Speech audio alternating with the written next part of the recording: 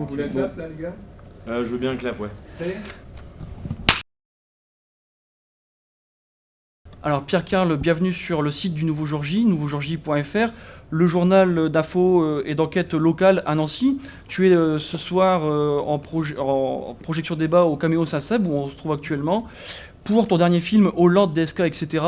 C'est d'ailleurs par ce film qu'on va commencer cette interview, ce qui nous permettra d'aborder la critique des médias de manière plus large. Alors il faut savoir que ce film est sorti peu de temps avant l'élection présidentielle, juste avant le premier tour, que tu as tout fait pour qu'il sorte au bon moment, quitte à faire plusieurs versions après. C'est d'ailleurs le cas, il y a eu 4 versions depuis la première mouture. D'habitude, tes films, tu les fais en environ 3-4 ans. Là, il s'est écoulé seulement 5 à 6 mois pour la réalisation. Voilà, la question c'est est-ce qu'il y avait un besoin urgent de faire ce film? Comment t'es venue l'idée? Et surtout, est-ce que tu avais peut-être l'idée de faire un coup d'éclat juste avant le moment crucial, d'avoir un réel impact dans cette élection faussement démocratique, on l'a vu, vraiment de jouer, de peser dans cette élection et de créer un débat qu'il n'y a pas eu par rapport aux médias, par rapport à la fabrique des candidats? Alors si c'est le cas, c'est raté, parce qu'on n'a pas vraiment entendu parler de ce débat dans les médias ou dans l'espace public, en tout cas, le fait que les grands médias présélectionnaient les candidats à une élection comme l'élection présidentielle. Mais petite précision, c'est une enquête que l'on a fait à plusieurs. On est 4 co-réalisateurs. Il y a Nina Faure, il y a Aurore Van Opstal, il y a Julien Brigaut. Donc on est 4, et puis il y a des techniciens qui ont travaillé aussi sur ce projet. C'est un vieux projet qui date déjà d'il y a plus de 18 ans, à l'époque où j'avais réalisé une première enquête qui s'appelle toujours d'ailleurs Juppé forcément, à Bordeaux. Je suis originaire de Bordeaux.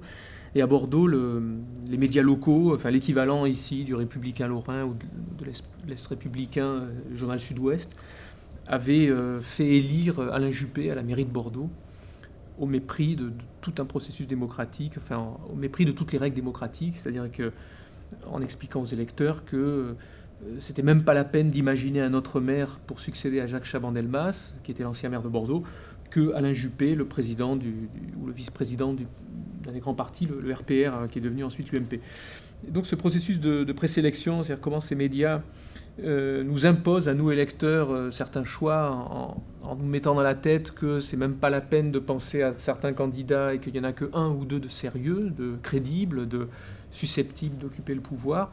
C'est un processus qui est vieux, qui n'est pas nouveau, quoi. Donc simplement, avec la dernière élection présidentielle, il était en train de se remettre en route, ce processus. Il se déroule à chaque élection, donc c'est pas propre à cette élection présidentielle. Mais 2 ans avant cette élection, on a vu comment les médias, le rouleau compresseur médiatique, a commencé à pousser la candidature de Dominique Strauss-Kahn, délégué général du Fonds monétaire international. C'est là que ça a germé cette idée? C'est là qu'on s'est dit, oui, qu'on a commencé à constituer une équipe. Enfin, à l'époque, j'avais commencé à recueillir des archives, et puis quelques mois plus tard, avec Julien Brigaut, Nina et Aurore, on a commencé à travailler sur ce projet. Enfin, on a commencé à travailler à la fin de l'année dernière, donc on va dire 4 mois avant l'élection, pas plus. Donc on était il fallait faire ça rapidement, on voulait absolument qu'il y ait une première mouture, ou même le film fini, l'enquête finie, qui sorte avant l'élection, pour que les électeurs puissent aller voter en connaissance de cause. Savoir que, premier tour de cette élection, on leur a mis dans la tête que c'était pas la peine d'aller voter pour Philippe Poutou, pour Nathalie Arthaud, pour Eva Joly, voire Jean-Luc Mélenchon, qu'il fallait voter François Hollande ou Nicolas Sarkozy. Voilà, c'était ça le matraquage de l'époque. Et il nous semblait important de rendre visible cela avant l'élection, pas après coup, de parler du crime en train de se commettre et non pas une fois qu'il a été commis. Donc c'est ce qu'on a essayé de faire, mais on n'a pas réussi. C'est très difficile sur des enquêtes, sur du temps réel en quelque sorte, où on suit les choses au moment où elles se déroulent, de les filmer, de les monter, de les restituer. Donc la première version qu'on a mise en ligne juste avant le premier tour était une version un peu faible, qui est assez éloignée de la version finale, du montage final que l'on sort en ce moment en DVD. Alors, il y a une chose qu'on attend forcément quand on attend un film de Pierre-Carl, tout comme on attend un nouveau Jour J, c'est dire si on l'attend, la sortie d'un nouveau Jour J. On a vu dans Hollande, DSK, etc. Donc c'est ton 5e film, critique des médias, si on compte justement Juppé forcément, même si c'était pas un long métrage. Et c'est la première fois qu'il n'y a pas cette présence du jeu, cette mise en abîme, cette mise en scène un peu de toi. Est-ce que la raison de ton non-apparition réside uniquement dans le fait que tu es, ça y est, grillé de toute l'éditocratie française, ou est-ce qu'il n'y a pas aussi la volonté un peu de changer de méthode? Non, d'abord, dans Juppé, forcément, je n'apparais pas, il n'y a pas de Oui, jeu non plus. voilà, mais on t'entend, en donc, fait. oui, mais là, en l'occurrence, on entend Julien, on entend Nina, on entend Aurore, donc on entend les intervieweurs, pardon. Non, on faisait un remake cette première enquête Juppé, forcément, donc c'est vraiment quelque chose à l'identique, un processus qui se renouvelle à l'identique.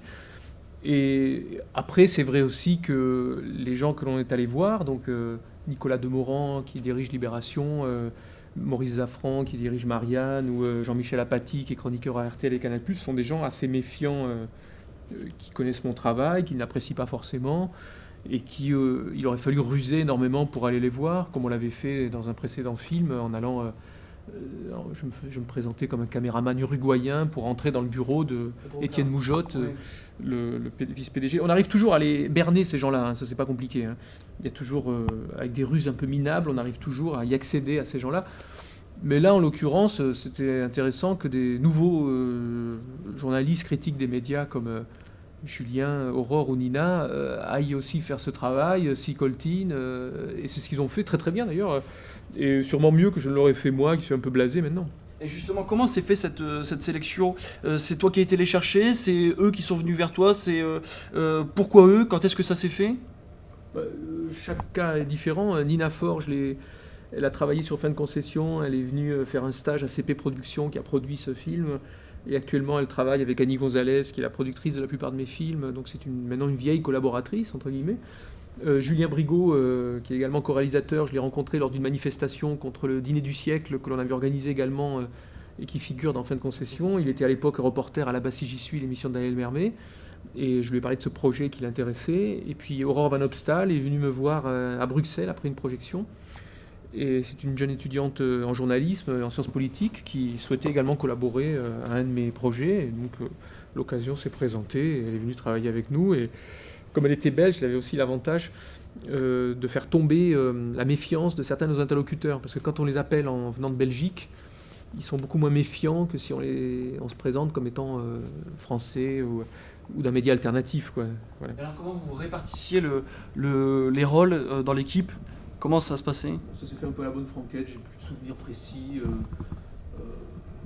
Chacun est allé, je sais plus, ça s'est fait comme ça, de manière un peu bordélique, on va dire, sympathiquement bordélique. On parlait tout à l'heure de la diffusion du film. Effectivement, contrairement à Pas vu, pas pris, ton premier vrai coup d'éclat, même s'il y avait eu tout un parcours avant, qui avait vraiment fait parler de lui, là, cette fois-ci, visiblement, les chiens de garde ont fait beaucoup moins couler d'encre par rapport à ce film. C'est aussi une façon de mesurer l'impact du film qui est de moins en moins... Il n'est pas sorti en salle, celui-là, hein. Il n'a pas fait l'objet d'une sortie en salle, il a été diffusé sur Internet, dans des versions de travail, jusqu'à arriver à la version finale qui est actuellement en ligne. Mais il n'a pas fait l'objet d'une grande promotion ou d'une promotion telle que celle que l'on voit lorsqu'un film sort en salle de cinéma. Donc on ne peut pas comparer ça au film On aurait pu précédent. penser que justement le fait qu'il soit sur Internet, libre d'accès, gratuit, ça aurait pu attirer un public beaucoup plus large. Donc la question qu'on peut se poser, c'est... Mais c'est pas fini, on ne sait pas quelle vie va avoir cette enquête sur Internet. Là, on vient à peine de le sortir en DVD, on vient à peine de le mettre en peer-to-peer, tu vois, un fichier que les gens peuvent s'envoyer. On est dans une logique effectivement de diffusion la plus libre possible, puisqu'il a été financé par un appel à dons aux internautes. Mais on ne sait pas encore quelle vie il va avoir. Et puis il est pas intemporel, mais en tout cas il raconte quelque chose qui n'est pas fini. Il raconte une histoire qui est sans fin.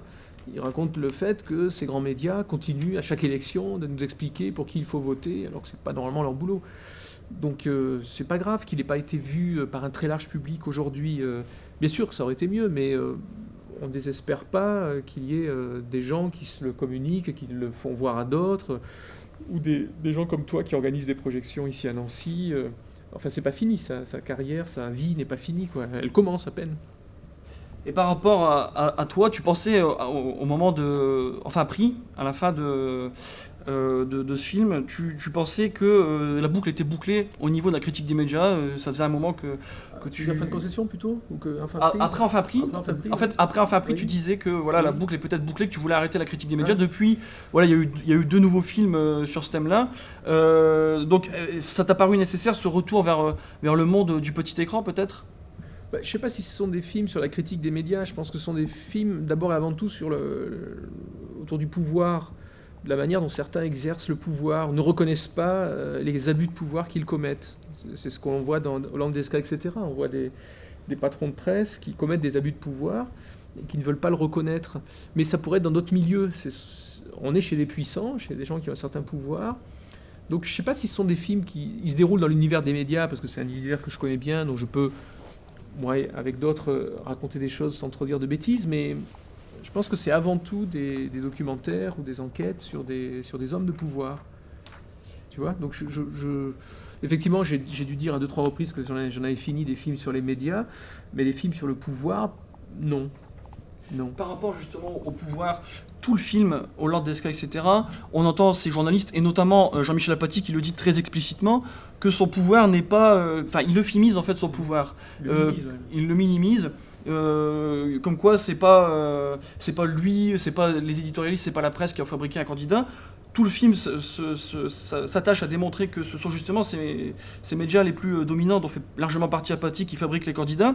Donc en fait, quand Apathy dit ça, c'est parce qu'il a besoin de se déculpabiliser, de se déculpabiliser peut-être. Il s'en est auto-persuadé. Hein, Mais ce que dit Apathy, c'est que quand bien même la presse ferait le jeu de candidats néolibéraux, ce qu'il concède, hein, ça n'aurait pas d'impact, ça n'aurait pas d'influence, ça n'obligerait pas les électeurs à aller voter pour ces candidats. Et il nous cite plusieurs exemples, dont le fait qu'à un moment donné, Jean-Marie Le Pen est arrivé au second tour de l'élection présidentielle alors qu'il avait tous les médias contre lui.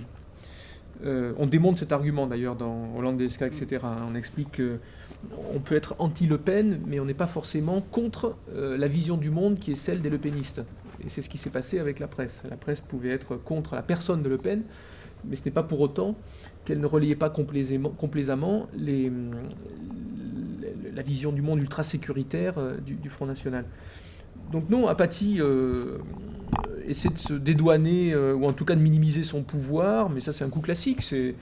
Quand on commet des saloperies, on n'a pas envie d'apparaître pour le responsable de ces saloperies. Ou alors on explique que non, les gens peuvent se défendre, qu'ils sont susceptibles d'échapper à ces abus de pouvoir ou à ces manipulations médiatiques. Ça c'est une défense assez classique de la part de ces gens-là. Il n'y a rien à dire là-dessus, c'est un réflexe de défense de leur part. Ils peuvent pas dire, ils peuvent pas avouer, ils peuvent pas assumer le fait qu'ils essaient de faire élire dans un système qui est soi-disant démocratique certaines personnes et de ne pas en faire élire d'autres. Voilà, ils peuvent pas l'assumer ça, ils peuvent pas l'avouer ça. Donc ils se défendent comme ils peuvent. J'allais dire les pauvres, non pas les pauvres. C'est peut-être le problème, il y a peut-être du phénomène de réflexivité que parlait aussi Bourdieu.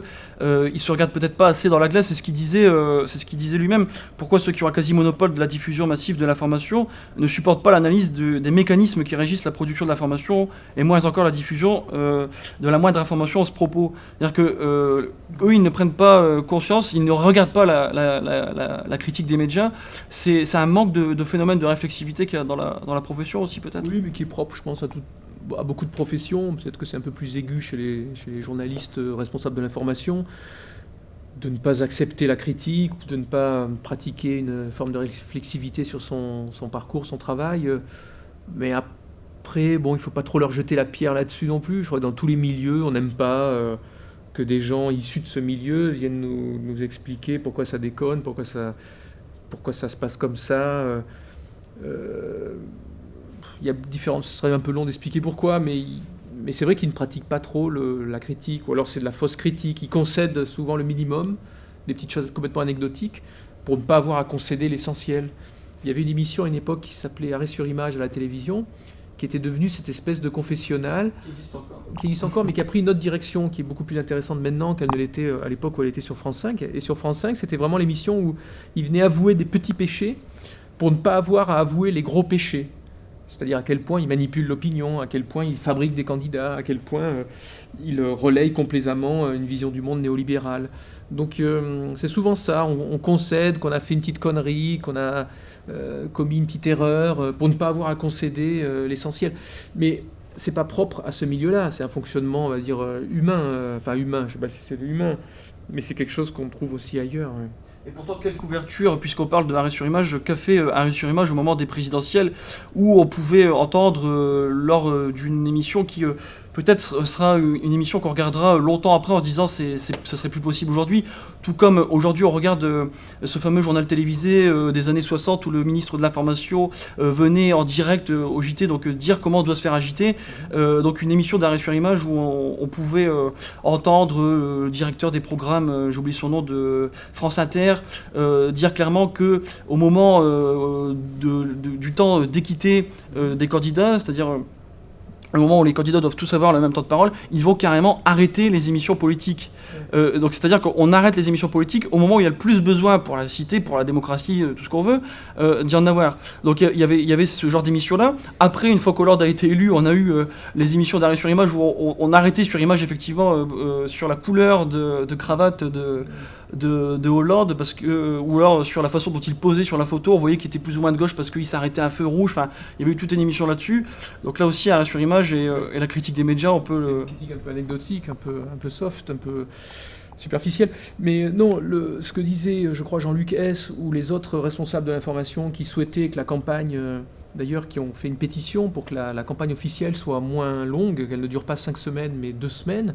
Ils trouvaient 5 semaines où il fallait pratiquer l'égalité entre tous les candidats, c'était trop.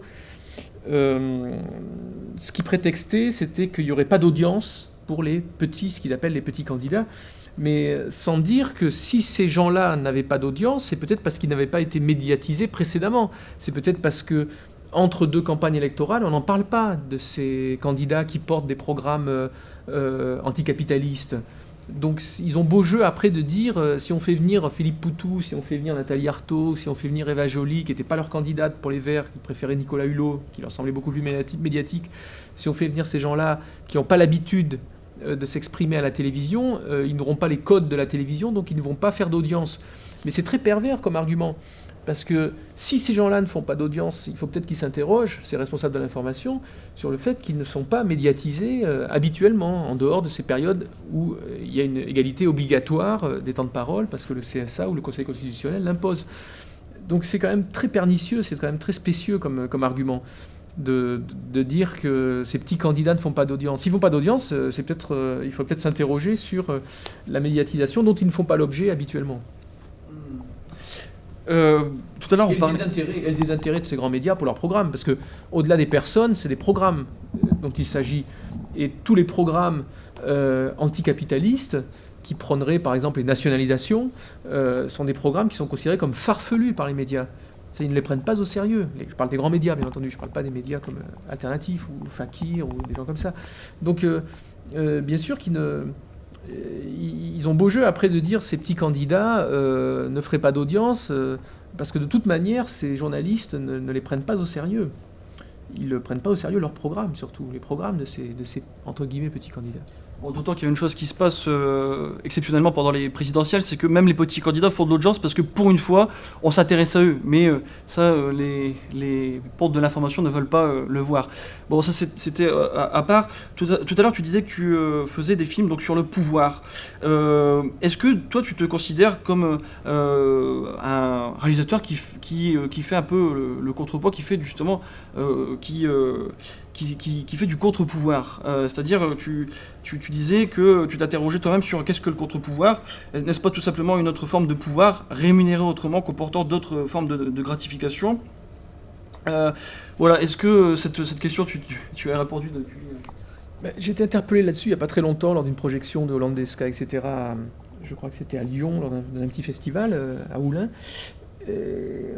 Sur le fait qu'à la tribune, on était 3 personnes œuvrant dans la critique des médias, et c'était 3 hommes.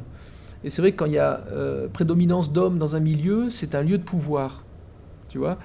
Et donc dans la critique des médias, la plupart des gens qui l'exercent, des gens comme Gilles Balbastre, comme François Ruffin, comme Alain Cardot, comme ça peut être le cas de Pierre Bourdieu, de Noam Chomsky à une époque, moi, on est des hommes. Donc c'est vrai qu'il y a probablement du pouvoir aussi dans ce... C'est pour ça que je faisais ce parallèle, j'établissais ce parallèle, c'est parce qu'il y a souvent des gratifications qui ne sont pas forcément économiques, qui sont plus des gratifications de type symbolique, du prestige, mais c'est quelque part quelque chose qui donne du pouvoir. Donc c'est pour ça qu'il faut se méfier des gens qui vous disent « moi je suis dans le contre-pouvoir, donc je n'exerce aucun pouvoir ». En général, c'est quelque chose de faux. Après, oui, mon travail, c'est d'essayer de faire entendre un autre son de cloche, différent de celui du pouvoir économique ou politique, qui est souvent lié. Donc les films que j'ai réalisés jusqu'à présent vont, je pense, essayer d'aller dans cette direction, de permettre aux spectateurs d'entendre autre chose que ce que racontent ces grands médias qui relayent complaisamment le discours du pouvoir politique ou économique. Parlons des moyens justement pour relayer cette pensée dissidente. Donc, on a parlé de François Ruffin, de Fakir. On le voit d'ailleurs dans le film qui a interviewé en tant qu'expert, c'est-à-dire que les médias dominants ont leurs experts économiques, etc. Là aussi, il y a les experts, et c'est tout à fait normal. Donc lui, il est l'un des intervenants, il est rédac-chef de Fakir, reporter pour là-bas si j'y suis. Il a fait un livre qui l'a fait connaître à un public peut-être un peu plus large, Les petits soldats du journalisme. Je parle de lui parce qu'il développe une théorie justement par rapport à faire passer les idées dissidentes. Il dit que les médias alternatifs dont il fait largement partie avec Fakir en fait ne sont pas une alternative du tout en fait, et que s'il fait un média alternatif c'est un peu contre son gré faute de mieux, et lui il est justement pour dire qu'il faudrait des moyens beaucoup plus importants, pourquoi pas même une télévision, et l'idéal serait même d'avoir un TF1 de gauche. Je sais que c'est à peu près aussi l'idée que tu as. Maintenant, il faut savoir comment on pourrait rendre possible. Je crois que ça devrait déjà commencer par un rassemblement de tous les acteurs qu'on va appeler de gauche peut-être. Ce que disait, je crois, François Ruffin, c'est qu'il n'y a pas aujourd'hui de presse alternative. C'est un qualificatif qu'il ne faut pas utiliser. Quand on dit qu'il y a une presse alternative, ça veut dire que pour le lecteur, pour l'auditeur, pour le téléspectateur, pour l'internaute, il y aurait moyen de trouver une alternative aux grands médias, à ceux qui sont omniprésents. Or, la presse indépendante est totalement marginale et totalement minoritaire, ne constitue pas donc une réelle alternative à ce jour. Et on le déplore, ce n'est pas quelque chose dont je me félicite et dont on se félicite. Pour créer des grands médias alternatifs, il faudrait des moyens économiques aussi puissants que ceux de TF1 ou ceux de France 2 ou ceux de M6 si on souhaiterait faire une télévision qui soit une réelle alternative. Et là, on bute sur un problème de censure économique. On ne trouvera pas des investisseurs, on ne trouvera pas des gens qui vont dire on va mettre des millions d'euros pour qu'il y ait un journal télévisé de gauche. Alors que ça serait intéressant. Je ne sais pas si c'est possible, je ne sais pas si c'est facile dans le cadre du journal télévisé actuel, avec des reportages très courts, avec l'aspect, les contraintes de spectaculaire qui sont celles du journal télévisé, si on peut faire entendre notre son de cloche et raconter la société autrement que comme le fait le journal télévisé. Mais il faudrait tenter, ce serait intéressant de voir ce que ça donnerait que de commencer à démarrer un journal télévisé au lieu de le commencer par un fait divers, sur la petite Élodie qui a été tuée par je ne sais quel pédophile, de le commencer par un type ou une nana qui est morte d'un accident du travail. Parce qu'on ne voit jamais, on ne voit jamais dans les grands médias un journal démarré par un accident du travail, alors qu'il y en a des centaines chaque année en France. Mais c'est considéré comme quelque chose de banal, comme allant de soi, parce que si on s'y intéressait vraiment, on mettrait en cause des délinquants qui ne seraient pas les criminels habituels. On mettrait en cause d'autres types de délinquants, c'est-à-dire des gens qui, en exerçant un certain pouvoir, notamment économique, peuvent conduire à la mort de certaines personnes parce qu'ils n'ont pas mis d'argent dans la sécurité ou etc. etc. Bon, ça serait intéressant aussi d'avoir un journal télévisé qui ait des rubriques qui n'existent pas aujourd'hui, comme la rubrique délinquance financière. Ce ne serait pas délinquance normale, ce serait délinquance financière. Et on aurait un envoyé spécial à la frontière suisse qui nous expliquerait que tel délinquant financier est passé ou a été arrêté ou est en train de commettre un délit. Voilà, ça serait intéressant de rompre avec les rubriques habituelles du journal télévisé, d'en inventer des nouvelles. Parce que les rubriques, en fait, imposent aussi une vision du monde. Le fait divers, ça c'est pas moi, c'est Bourdieu qui l'avait expliqué bien avant moi, c'est le fait divers, il permet de faire diversion. Il permet de ne pas parler du social, il permet de ne pas parler de l'économique au sens où on l'entend nous, c'est-à-dire de manière plutôt marxiste.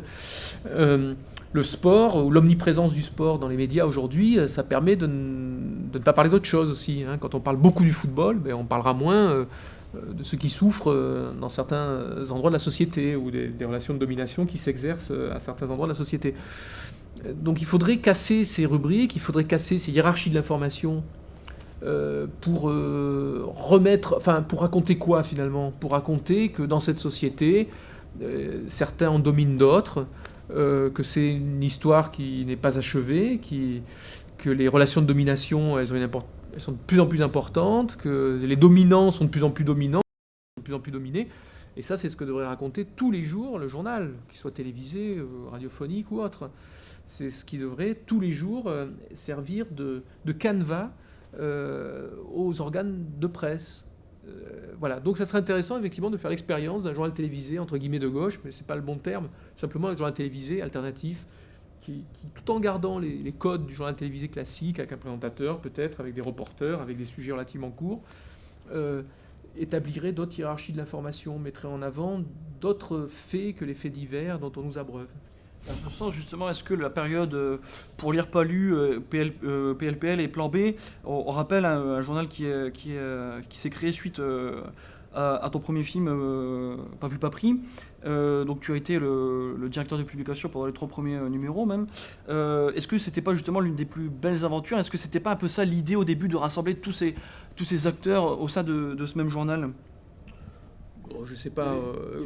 Pour lire pas lu est né donc sur comment dire, les décombres de l'association Pour voir pas vu qui avait permis la sortie de mon premier long métrage en salle, Pas vu, pas pris. Il restait un peu d'argent et on a décidé de l'investir dans un journal qui avait pour vocation de critiquer les médias de manière plus radicale que ne le faisaient certains. Et voilà, et on l'a fait. Il a donné ensuite lieu à un autre journal qui s'appelle Le Plan B. Et effectivement, des gens comme Gilles Balbastre, comme François Ruffin, comme Olivier Siran ont collaboré à ces différents journaux, comme Pierre Imbert, Serge Halimi. Donc ce sont des journaux qui ont rassemblé, on va dire, la crème de la critique des médias de cette époque, et qui est toujours pertinente aujourd'hui. Après, ce sont des journaux qui ont une diffusion relativement confidentielle. Il ne faut pas exagérer non plus leur impact. L'idée, c'était pas justement d'essayer de... Oui, mais là encore, on bute sur des problèmes économiques. Un journal qui aura beaucoup d'audience, beaucoup de lecteurs, il faudrait qu'on puisse faire de la publicité, il faudrait qu'on puisse avoir des relais dans d'autres médias pour pouvoir le faire connaître aux lecteurs. Donc ça, on n'avait pas ces moyens-là. On partait uniquement avec de quoi l'imprimer. Mais ça ne suffit pas. Si on veut lancer un journal, il faudrait pouvoir le faire connaître par des moyens publicitaires. Et ça, on n'en avait pas les moyens. Donc on bute toujours sur des problèmes de censure économique, hein. Et c'est ça ce qu'il faut réussir à surmonter, c'est la censure économique. Toi, d'ailleurs, pourquoi tu as quitté si rapidement en fait, l'aventure au bout de 3 numéros? Tout simplement parce que moi, mon boulot, c'est de faire des films, c'est de faire des documentaires, c'est pas de faire des journaux. Donc j'ai contribué parce que j'ai initié un peu cela avec d'autres. Mais après, je me suis consacré à ce que je fais à peu près de pas trop mal, c'est-à-dire faire des films. Et justement, exactement, tu es réalisateur, journaliste, parce qu'en fait, tu fais des films, mais bon, tu écrivais des papiers assez fouillés, même plutôt percutants pour le Plan B, même CQFD. En plus, tu as suivi une formation de journaliste reporter d'image. Tu fais un genre qui est plutôt journalistique, la critique des médias, pas pour tous les films évidemment, mais... Non, je ne me considère pas. D'abord, j'ai peu écrit dans le Plan B. Je ne me considère pas comme journaliste et j'ai vraiment pas de talent, en tout cas en matière d'écriture. Mais si, j'ai une approche journalistique, c'est-à-dire que quand on avance des choses, elles sont sourcées, elles sont vérifiées, elles sont étayées. C'est la raison pour laquelle j'ai jamais eu de procès en diffamation. Tu vois, jamais des gens attaqués dans mes films ne m'ont fait de procès pour ces raisons-là, en tout cas. Donc j'ai une approche journalistique, mais après je me considère plutôt comme un réalisateur de documentaires aujourd'hui. Et justement, le fait de faire des documentaires, ça te permet peut-être d'utiliser des méthodes, d'être plus libre, de faire de journalistes des personnages de films, de faire d'un Jean-Michel Apathy, comme tu le disais, à Louis de Funès, ou ce genre de choses. Donc de prendre une liberté par rapport à la forme, par rapport à la manière de cadrer. Oui, dans un genre plus journalistique ou plus traditionnellement journalistique, je ne ferai pas ce que j'ai fait dans Fin Prix, tourner une séquence burlesque avec un psychanalyste, ou des choses que l'on a faites dans fin de concession, que l'on peut observer dans fin de concession. Donc le documentaire permet d'échapper à des formes traditionnelles de récits qui sont plus classiques et journalistiques. Mais c'est pas non plus n'importe quoi. Enfin, même si on peut être dans quelque chose de plus fantaisiste, si on peut expérimenter des narrations un peu inhabituelles, il ne s'agit pas non plus de raconter n'importe quoi. Il ne s'agit pas non plus de prendre des libertés avec la réalité. Il s'agit quand même de partir d'un fond relativement solide de documentation, d'enquête. On ne raconte pas n'importe quoi. Donc c'est à la fois une démarche journalistique, mais qui, effectivement, dans le documentaire, a pris des formes qui ne sont pas journalistiques. Je crois que c'est comme ça qu'on peut la définir. Une question qui va peut-être intéresser tous les apprentis journalistes, tous les apprentis réalisateurs, puisque ici il y a deux gros pôles, on va dire un pôle cinéma avec l'IECA, l'école de cinéma du coin assez connue parce qu'elle est publique, et puis un pôle plutôt journalisme avec des étudiants qui font une licence connaissance de métier de l'information ou la licence pro. Donc toi tu avais fait de vagues études de sociologie comme tu le disais, puis tu as passé le diplôme de journaliste reporter d'image à Bordeaux en 88. Faute d'avoir loupé justement le concours d'entrée de la FEMIS, qui est une grande école de cinéma parisienne. Et justement, pour tous ces apprentis journalistes qui sont peut-être pas assez interrogés sur le thème de la critique des médias, qui sont pas habitués à cette forme de journalisme-là, raconte peut-être comment se fait-il que dès le départ, tu as choisi un parcours plutôt semé d'embûches, semé d'emmerdes aussi, un parcours qui dès le début va à l'encontre du système. Hein, dès le début, dès ton premier job à la télé locale lyonnaise, voilà, il a fallu que tu fasses, que tu filmes, que tu fasses un reportage qui va à l'encontre justement des reportages qu'on retrouve d'habitude à la télé. Voilà, pourquoi dès le début cet esprit-là? Je ne suis pas forcément le mieux placé pour le savoir cela, mais c'est vrai que je suis arrivé au journalisme, en tout cas j'ai fait une école de journalisme pour des raisons qui n'étaient pas forcément une vocation journalistique. J'avais plutôt l'intention de rentrer dans une école de cinéma, je n'ai pas réussi à le faire à cette époque, donc j'ai fait du cinéma en autodidacte plus tard, on va dire, ou en tout cas du documentaire.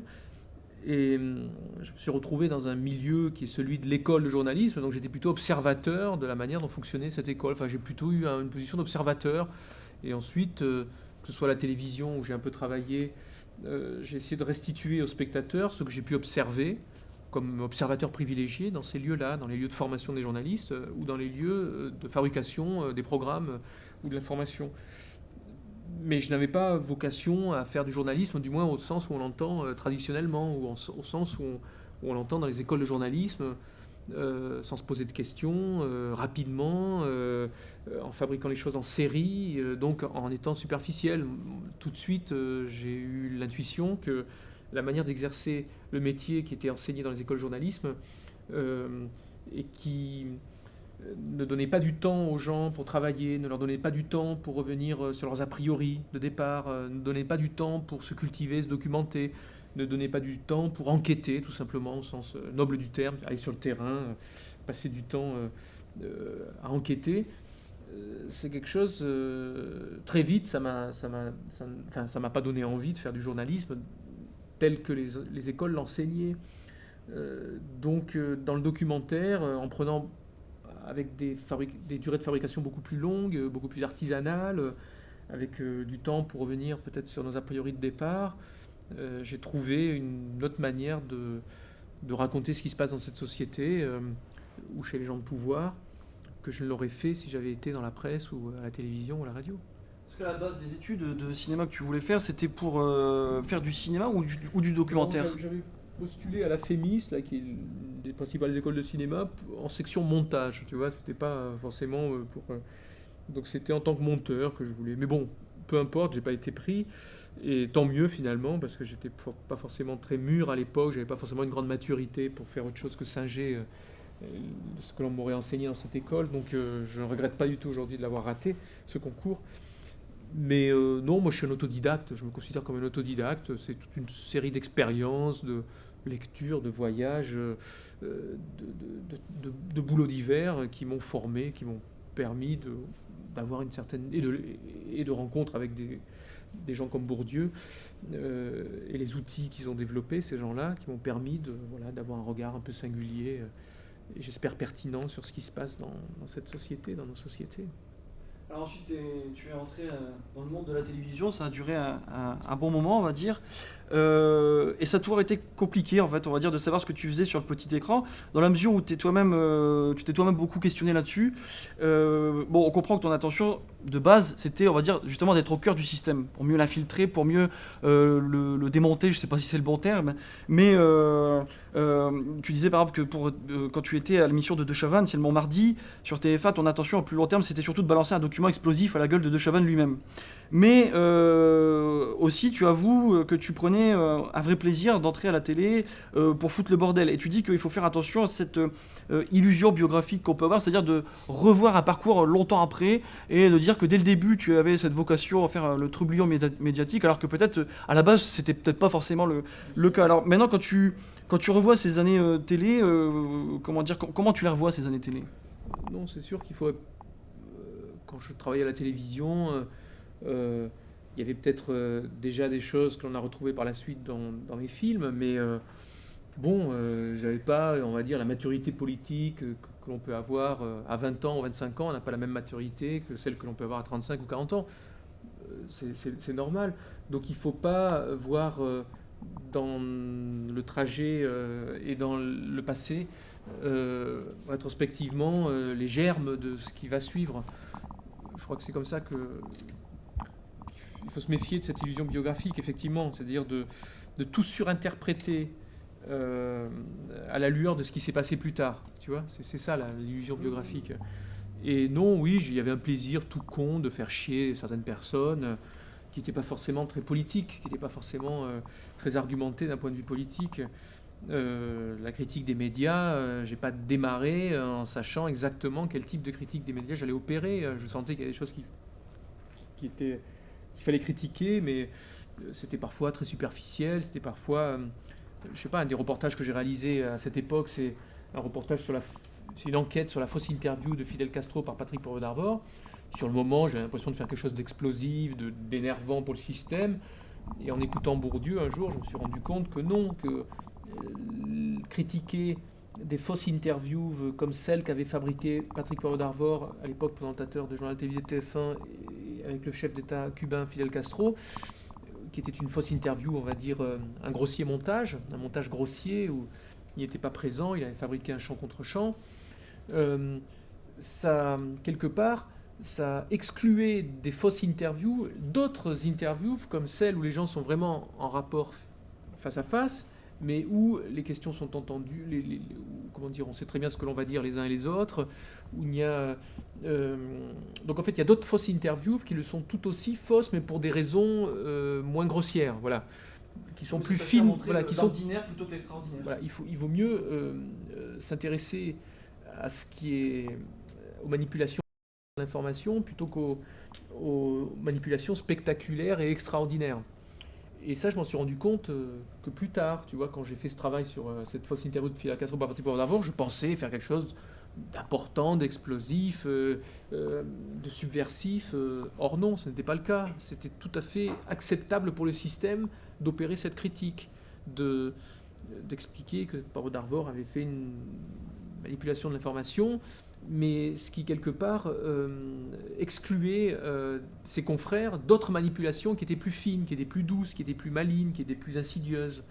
Donc, quelque part, en faisant ce boulot-là et en mettant l'accent, en mettant le projecteur sur Patrick Poivre d'Arvor, restait dans l'ombre Anne Sinclair ou d'autres de ses collègues qui faisaient d'autres fausses interviews, des interviews tout aussi bidons, mais beaucoup plus malignes, beaucoup plus fines.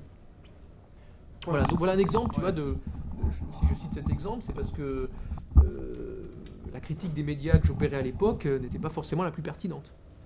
Pour la petite histoire, tu envisageais quoi comme document explosif à la gueule de Chavannes? Non, simplement chez De Chavannes, je m'étais retrouvé dans une émission de TF1 très populaire à l'époque, je suis trop jeune pour l'avoir connue, qui s'appelait Ciel Montmardi, qui était sur TF1 à 22h, qui avait une très grosse audience. Et dans une partie de l'émission qui s'appelait le Bloc-Notes, j'avais réussi à proposer une chronique dans laquelle je manipulais un magnétoscope en direct. Donc c'était en direct, j'ai amené la cassette sur le plateau, n'était pas vraiment contrôlée, cette cassette, et je pouvais donc balancer sur la plus grande chaîne française, dans une émission très populaire, quelque chose qui n'avait été contrôlé par personne, ce qui était un pouvoir ou un contre-pouvoir incroyable. Mais malheureusement, j'ai fait le couillon, j'ai fait l'imbécile, je me suis foutu de la gueule de journalistes de TF1, j'ai pas pu m'en empêcher. Et résultat, avant d'avoir entre les mains quelque chose de vraiment emmerdant pour TF1, je me suis fait virer de cette émission. Voilà. Donc j'ai pas eu le temps de profiter vraiment de la position qui était la mienne, qui était vraiment très intéressante, d'être dans une émission assez populaire, une chaîne très populaire, en direct. Et ce que j'aurais pu mettre à l'antenne à ce moment-là n'aurait pas pu être censuré. J'aurais pu balancer quelque chose. Je sais pas, par exemple, si j'avais eu la cassette mairie, lorsque Jacques Chirac, lorsque quelqu'un raconte les malversations à la mairie de Paris, les mallettes de billets amenées à Jacques Chirac, donc un document dont on a pris connaissance plus tard, si j'avais eu connaissance de ce document, j'aurais pu le balancer à l'antenne, tu vois. Ça aurait été assez rigolo de voir la tête des gens qui découvraient ce document. Bon, s'il n'y a pas eu cette vidéo, il y en a quand même, il y en a quand même eu beaucoup. Beaucoup sont sur Internet, mais il y en a beaucoup qui ne le sont pas. Et c'est vrai il y a des choses que tu as fait qu'on sait, parce que tu en parles ici et là. Il y a beaucoup de vidéos justement assez impertinentes. Là comme ça je pense par exemple à tes vidéos où on voit par exemple Chirac en train de dédicacer un livre et où toi tu l'embêtes avec son voyage officiel fait en Roumanie sous l'ère Ceausescu. Enfin bref, il y en aurait beaucoup. Mais comment on pourrait faire pour un jour mettre la main sur toutes ces vidéos qui ont forgé quand même ta réputation et qui... Elles le seront, il y a des gens qui travaillent à mettre en ligne ces films, mais vous serez un peu déçus parce que il y en a certaines qui étaient drôles, mais ça reste quand même assez superficiel, ça reste de l'ordre de la déconnade, de l'imposture pas très méchante, pas très subversive, donc il ne faut pas non plus leur prêter plus de qualité qu'elles n'en auraient, ces vidéos, quoi. C'est des formats courts en général, donc il y a des choses qui sont amusantes, mais c'est pas non plus des bombes, hein, voilà. Donc, mais un jour elles seront mises en ligne, quelqu'un s'en occupera. On parlait de tes autres projets, parce que tu travailles beaucoup sur le long terme, le très long terme même. Tu passes d'un projet à un autre, ce ne serait pas la bonne explication, mais je veux dire, tu as énormément de projets en même temps. Par exemple, hier ou avant-hier, enfin peu importe, mais tu faisais quoi? Tu es sur quel projet en ce moment? Quel projet je travaille en ce moment? Plusieurs projets. Là, je reviens de Cuba où je suis allé m'intéresser à la guérilla colombienne.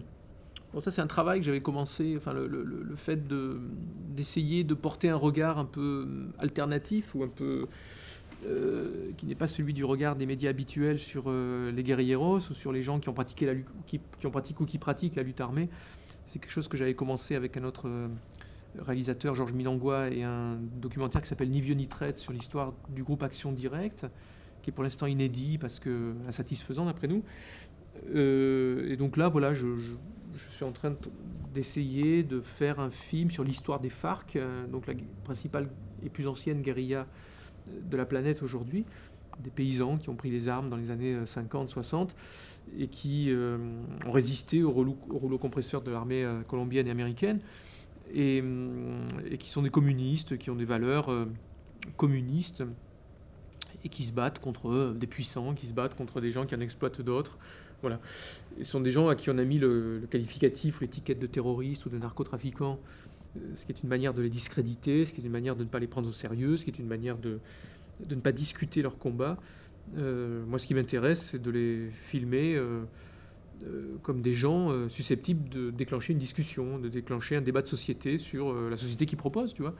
Mais il faut déjà ne pas les stigmatiser, ne pas les taxer de terroristes ou de narcotrafiquants pour pouvoir discuter du programme qu'ils proposent, des combats qui sont les leurs, etc. etc. Donc voilà, c'est un projet, je ne sais pas s'il aboutira, mais je suis en train de travailler là-dessus en ce moment. On se souvient justement dans Ni vieux ni traite, puisqu'on en parlait, qu'à un moment donné, tu avais, dans le film, été amené à rentrer en contact avec Jean-Marc Rouillant. Est-ce que ces positions ont changé depuis sur ton travail, sur ce qu'il avait fait? Parce qu'il n'avait pas trop apprécié, on va dire, l'idée du film. Non, le film, c'est pas ça. C'est qu'il disait dans le film, d'ailleurs, il le dit. Il dit moi, je parle pas l'action directe, ça veut dire que c'est l'action qui joue le rôle de la parole. Voilà, on ne parle pas. Il fallait entendre ce propos de la manière suivante. Nous, Action Directe, on ne se contentait pas de faire des discours, on ne se contentait pas de dire voilà ce qu'il faut faire, on faisait. Et on faisait comment avec des actions. Donc nos paroles, c'était des actions. C'était de commettre des attentats contre le ministre de la Coopération pour critiquer la politique africaine de la France. C'était parfois d'assassiner un PDG comme celui de Renault pour critiquer les politiques de désindustrialisation, ou en tout cas plutôt de licenciement massif, où la régie Renault, le constructeur Renault commençait à dégraisser, comme on dit. Bon, enfin bref, c'est la critique que me faisait, ou que nous faisait Jean-Marc Rouillant. Mais après, c'est un documentaire que l'on a fait à un moment où ils étaient dans les années 2000, 2005, 2006, où les gens d'Action Directe étaient vraiment considérés comme des fous, comme des dingues, comme des gens qu'il fallait laisser en prison le plus longtemps possible. Ils étaient en prison à l'époque, pour la plupart d'entre eux. Et donc, nous, on avait envie de donner la possibilité aux spectateurs de voir ces gens-là comme des êtres humains, qui avaient une pensée structurée, que l'on peut contester, bien sûr. Mais pour pouvoir la contester, il fallait déjà pouvoir l'entendre. Il fallait déjà que leur voix soit entendue sans être forcément condamnée. Donc notre boulot avec Georges Minangwa, c'était ça, c'était de permettre aux spectateurs d'entendre ces voix dissidentes. Et pourquoi avoir été au-delà de leur proposer comment dire, de s'exprimer d'une certaine manière, et pourquoi avoir justement toi-même été plus loin que ça, et dans des films on te voit par exemple demander à plusieurs reprises à des gens justement puissants comme Guillaume Sarkozy s'ils ne craignent pas justement un retour d'Action Directe. C'était dans notre tournage, c'était pendant le tournage de Volem Foutre al País. On est allé à plusieurs reprises au MEDEF pour poser quelques questions un peu malicieuses au patron du MEDEF. Et on s'est retrouvé devant Guillaume Sarkozy, le frère de Nicolas Sarkozy, qui était dans les instances de direction du MEDEF. Et comme par ailleurs je travaillais sur ce documentaire sur Action Directe, voilà, par provocation, ça a été le cas aussi avec le numéro 2 du MEDEF, Denis Kessler. La question lui a été posée de savoir si les patrons ne redoutaient pas aujourd'hui des actions comme celles qu'avait commises le groupe Action Directe à l'encontre de Georges Besse, le PDG de Renault. Voilà, c'était une petite provocation. C'était marrant de voir leur réaction complètement outrée, en tout cas en ce qui concerne Denis Kessler, parce que ces gens-là ne se sentent pas menacés aujourd'hui. Ils commettent des choses très violentes, eux, en tant que patrons. Ils brisent des vies. Et en même temps, ils le font souvent en toute impunité, quoi. Donc leur rappeler qu'à une époque dans l'histoire, ils ne pouvaient pas agir comme ça en toute impunité, qu'il y avait peut-être quelques risques à agir comme ils le font aujourd'hui, c'est intéressant, enfin ça me paraissait intéressant. Deux autres projets qui sont complètement différents. Il y a une particularité, c'est qu'il y a beaucoup de projets, donc évidemment tu en parles. Après, on ne sait pas s'ils vont revenir ou pas, et c'est aussi ça la particularité, mais on va en prendre que deux. Il y avait un film qui devait être un petit peu comme celui fait avec Bourdieu, donc un long portrait, cette fois-ci sur Loïc Vacan, autre sociologue, qui devait s'appeler Uppercut, et puis un film, quelque chose qui te plaisait, qui te tenait à cœur, sur Nino Ferré, Haut et à bon, ça devait s'appeler... Voilà. Le film sur Loïc Vacan, qui est un sociologue français installé aux États-Unis, élève de Pierre Bourdieu, spécialiste des prisons, et qui a écrit un ouvrage un petit peu connu dans le milieu sociologique qui s'appelle Les prisons de la misère. On a commencé à tourner, au moment où je tournais le film sur Bourdieu, on a commencé à filmer Vacan, mais pour l'instant c'est un film qui est suspendu, parce qu'avec Annie Gonzalez, ma productrice, on n'a pas trouvé... à le rendre pour l'instant, à en faire un film. Voilà. Donc c'est juste une succession de captations, de conférences, et ça ne fait pas forcément un film. En ce qui concerne Nino Ferrer, c'est un film d'archives, lui, le projet, mais j'ai pas encore de budget, j'ai pas encore de producteur pour le faire. Mais ce qui m'intéresse dans l'histoire, le parcours de Nino Ferrer, le chanteur Nino Ferrer, c'est qu'à un moment donné, il a saboté sa carrière. Il vendait énormément de disques, il était très connu dans les années 70. Puis un jour, il a fait une sorte de bras d'honneur aux majors du disque, au showbiz, et il a été faire de la musique avec des copains de manière beaucoup plus artisanale, sans forcément reproduire les succès qu'il avait interprétés dans les années 60. Et cette démarche un peu kamikaze, un peu suicidaire, me semble intéressante. Enfin, ça me semble intéressant de la raconter, quoi. Donc ça, c'est un autre projet, effectivement, qui est en cours, mais moi, je travaille toujours avec plusieurs films qui avancent à des vitesses différentes. Je ne sais pas lequel va arriver en premier. Il y a aussi un autre portrait il y a un autre film sur Pierre Bourdieu qui est en chantier avec Annie Gonzalez comme co-réalisatrice, qui est de mes complices, qui a produit la plupart de mes films. Donc ça, c'est quelque chose qui est en train d'avancer également. Quand on travaille de manière très artisanale comme ça, qu'on est sur des périodes très longues, plusieurs années, il vaut mieux, si un projet n'aboutit pas, d'en avoir un autre en chantier. Tu vois, c'est une manière de se dire que si ça foire d'un côté, il y en aura toujours un qui pourra peut-être aboutir. Voilà. Justement, par rapport à ta méthode de travail, qui se retrouve pas trop, parce que souvent les réalisateurs doivent faire très vite un documentaire, passer à autre chose. Toi, c'est complètement différent. Ça doit demander une rigueur par rapport à l'archivage assez folle, quoi, parce que tu utilises des documents qui vont peut-être pas te servir avant 3, 4, 5 ans. D'où ça devient? Comment c'est toi-même, c'est autodidactement? Oui, j'ai toujours été un archiviste, j'ai toujours gardé des archives, conservé des archives. J'ai du mal à m'en séparer d'ailleurs. Oui, enfin. Je pense que dans l'usage des archives, il y a encore du boulot, il y a des choses, je ne sais pas, par exemple dans Fin de concession, il y a une archive qu'on a dégotée qui était pourtant, c'est pas quelque chose que j'avais collectionné, c'est quelque chose qui était sur Internet. C'était Nicolas Sarkozy qui en 1992 vient sur le plateau de TF1 pour expliquer que TF1 ne doit pas payer une amende du CSA alors qu'ils ont contrevenu à leurs obligations légales, qui n'ont pas produit autant d'œuvres d'expression française qu'ils auraient dû le faire, TF1. C'est une archive incroyable où on voit vraiment Sarkozy faire du lobbying pour TF1, dire aussi à TF1 d'une certaine manière, là vous avez vu, j'ai fait le sale boulot, je vous ai défendu, alors vous êtes indéfendable, donc vous vous souviendrez de moi lorsque je voudrais aller plus loin. C'est ce qu'ils ont fait. TF1 a fait la campagne de Nicolas Sarkozy par la suite, jusqu'à l'élection de 2007 en tout cas.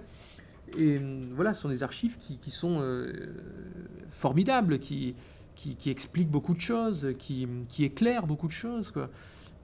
On pourrait aujourd'hui aussi, à la télévision, si on s'en donnait les moyens, confronter un homme politique à ses déclarations antérieures.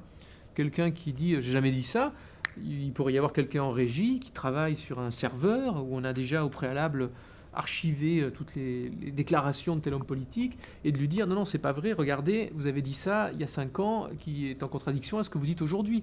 Si on s'en donnait les moyens, ça serait tout à fait possible. Techniquement, ça pose aucun problème. Mais ça veut dire qu'on mettrait en doute la parole des puissants ou la parole des officiels.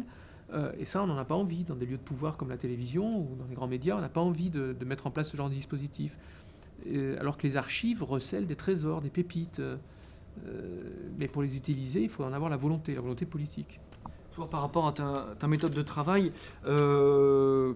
il y a eu beaucoup de reportages, je pense notamment aux émissions Striptease, où on se demandait voilà, comment tu faisais pour prendre comme ça en flagrant délit de naturel les gens, pour te retrouver à dîner avec le couple du chauffeur de Chirac, assister presque à une scène de ménage, pour te retrouver, c'est pas toujours des striptease, mais dans la chambre d'hôtel de Bijard, enfin pour te retrouver, pour comment dire, avoir à l'antenne ce politique bordelais en train de dire des choses exaspérantes parce qu'il spécule sur sa future nomination au ministère de l'Information, au ministère de la Culture, pour avoir des choses comme ça. C'était un politique du Languedoc, c'est Jacques Blanc. Oui. À l'époque, déjà à l'époque j'étais moins connu qu'aujourd'hui. Enfin, moins connu, je suis pas très connu aujourd'hui, mais en tout cas, j'étais plus jeune, peut-être plus culotté, je sais pas. Et je me suis retrouvé dans plusieurs, à filmer des choses qu'habituellement on voit peu ou pas à l'antenne. Là, tu citais là le président du conseil régional du Languedoc-Roussillon, Jacques Blanc, qui a cru qu'il allait devenir ministre, qui expliquait que c'est des gens aussi qui assumaient ce qu'ils faisaient, hein. C'était pas du vol, hein. C'était pas des images volées, c'était des gens qui voyaient pas où était le problème de ne pas assumer ce qu'ils faisaient. Après pour Striptease, non, à l'époque les gens savaient que c'était pour Striptease, mais Striptease était moins connu qu'aujourd'hui à l'époque, donc aujourd'hui ce serait plus difficile de faire ce genre de reportage. Mais voilà, c'est aussi sûrement un certain exhibitionnisme de la part de ces gens-là. Tu vois, la télévision, elle exhibe des vies, elle exhibe des intérieurs, et on a tous peut-être une propension à être un peu exhibitionniste, donc on en profite quand on fait ce genre de reportage. Alors pour finir, une question que j'avais prévue, si tout se passait bien, visiblement c'est le cas. Je voulais te demander justement pourquoi tu as accepté l'interview. Il y a eu, il y a eu une longue période où on ne te voyait pas trop en interview, là on te voit de plus en plus, notamment à la sortie du film Hollande DSK, etc. Et on t'a même déjà vu parfois refuser des interviews. Voilà pourquoi maintenant Tu me plus... vois pas souvent en interview, tu me vois souvent peut-être chez Ouais. des petits, chez Ouais. chez Très des gens fort. dans des médias. Toi, tu as organisé cette. C'est vrai que normalement, je ne devrais pas donner d'interview. Je pense que mes films parlent mieux que moi de mon travail. Voilà, quand tu vois l'ensemble, quand tu as une vue d'ensemble de mon travail, de tout ce que j'ai réalisé depuis une vingtaine d'années, qu'est-ce qu'il y a à dire, tu vois, tout est dedans, il me semble, hein, que tout est dedans. Après, j'ai comme politique, entre guillemets, de privilégier les petits, d'aider les petits ou les gens qui font un travail intéressant. Donc, euh, je vais, je refuse en général les interviews des puissants, enfin de ceux qui ont du pouvoir, ou de ceux qui ont, ou des gros, pas des puissants, des gros, même s'il m'arrive de faire des exceptions, mais je privilégie les médias alternatifs, et il m'arrive très peu que l'on m'invite dans les grands médias, tu vois. Ou quand on m'invite, c'est dans des conditions telles que c'est inacceptable. C'est pour dire trois mots par-ci, ou pour tenir des propos dans des dispositifs dans lesquels tu n'as pas la possibilité de t'exprimer longuement, tu n'as pas la peine... En plus, à la télévision, par exemple, mes films sont invisibles, donc je n'ai aucune raison, si tant est qu'on me proposait d'y aller, hein, de m'inviter, je n'ai aucune raison d'aller parler à la télévision de films que les spectateurs de télévision ne peuvent pas voir. Euh, pour que j'aille en parler, il faudrait déjà que les spectateurs puissent se faire une opinion sur ce travail. Ce n'est pas le cas aujourd'hui. À la radio, c'est rare que l'on me propose des émissions dans lesquelles je puisse m'exprimer un peu longuement, sans que ce soit haché, sans que ce soit au milieu de 15 autres personnes, sans que ce soit... Nous qui développons des discours, on va dire, un peu dissidents, non orthodoxes, hérétiques, il nous faut plus de temps pour avoir une chance d'être entendu que les invités habituels des grands médias. Bon, ça, c'est pas moi qui l'ai inventé, cette analyse. Hein. Chomsky l'a très bien déjà expliqué, Bourdieu et d'autres. Donc c'est vrai que je privilégie les petits médias, mais les petits, c'est pas péjoratif de mon point de vue. Ceux qui font un travail comme toi, avec ton journal, ou vous, les médias alternatifs, oui. Comme le disait Serge... Alternatif, c'est pas un bon terme, hein, c'est les médias indépendants, voilà. Mhm. Comme le disait justement Alimi dans Enfin Pris, Serge Alimi, on peut finir là-dessus. Nous avons des milliers d'heures à rattraper, et quand nous les aurons rattrapées, ben alors là, à ce moment-là, peut-être on envisagera de passer dans leurs émissions. Bien sûr, il a raison. Il faut pas y aller. Il faut pas y aller tant qu'on n'a pas rattrapé ces milliers d'heures. En tout cas, il faut même revendiquer le droit d'être les seuls à s'exprimer pour rattraper ces heures d'écoute. Alors que quand on nous propose d'aller dans certaines émissions exceptionnellement, on nous dit vous serez confronté à Jacques Attali, à je ne sais qui, à machin, ce qui est arrivé au réalisateur des Nouveaux Chiens de Garde, Gilles Balbas et Yannick Cargoat. Ils avaient beau dire mais non, ces gens-là on les entend tout le temps, pourquoi faudrait-il qu'ils soient encore là alors qu'ils sont déjà omniprésents. Donc donnez-nous une heure entière, puisque nous on nous entend peu ou pas. Mais non, pour eux c'est antidémocratique, pour ces médias, de revendiquer cela. Non, il y a une autre image moi qui me plaît un peu, qui me paraît plus positive, c'est celle des coups d'épée dans l'eau. Peut-être que si on donne plein de petits coups d'épée dans l'eau et qu'on est nombreux à donner des petits coups d'épée dans l'eau, pris isolément, ça peut apparaître comme des coups d'épée dans l'eau, mais si ce sont des milliers de coups d'épée dans l'eau, ça peut peut-être fabriquer, si c'est un peu synchronisé, des raz-de-marée.